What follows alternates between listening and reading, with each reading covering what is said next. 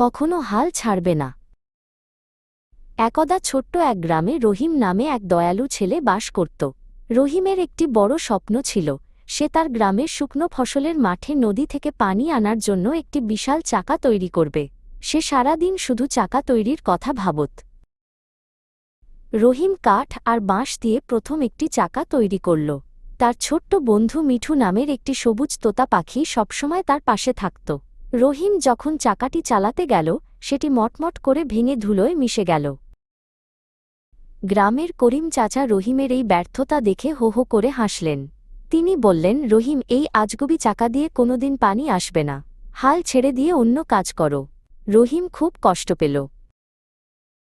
রহিম কাঁদতে কাঁদতে বাড়ি ফিরল, কিন্তু সে হাল ছাড়ল না। রাতে সে প্রদীপের আলোয় আবার নতুন করে নকশা আঁকতে বসল।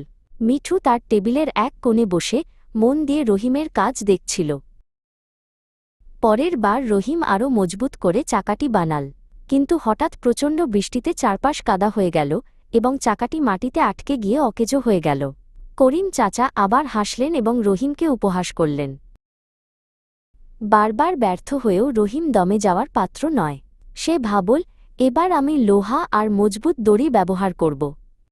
সে রোদে পুড়ে ঘাম ঝরিয়ে দিনরাত এক করে কাজ করে চলল। তার চোখে ছিল কেবল জেদ। অবশেষে সেই জাদুকরী দিনটি এল। রহিম তার নতুন তৈরি বিশাল চাকাটি নদীর ধারে স্থাপন করল। মিঠু ডানা ঝাপটিয়ে রহিমকে উৎসাহিত করতে লাগল। রহিম চাকাটি ঘোরানোর জন্য শেষবারের মতো জোরে ধাক্কা দিল। খটখট শব্দ করে চাকাটি ঘুরতে শুরু করল। নদী থেকে ঠান্ডা পানি চাকার হাতল দিয়ে উঠে এসে শুকনো নালা দিয়ে ফসলের মাঠের দিকে ছুটে চলল। রহিম খুশিতে চিৎকার করে উঠল। গ্রামের মানুষ অবাক হয়ে এই দৃশ্য দেখল। করিম চাচা লজ্জিত হয়ে রহিমের কাছে এলেন। তিনি রহিমের কাঁধে হাত রেখে বললেন, আমাকে ক্ষমা করো রহিম, তোমার সাহস আর ধৈর্য আমাকে নতুন কিছু শিখিয়েছে।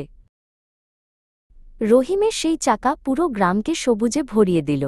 এখন গ্রামের ছোট ছোট ছেলেমেয়েরা রহিমের কাছে আসে গল্প শুনতে। রহিম তাদের একটাই কথা বলে, স্বপ্ন দেখো আর কখনো হাল ছেড়ো না।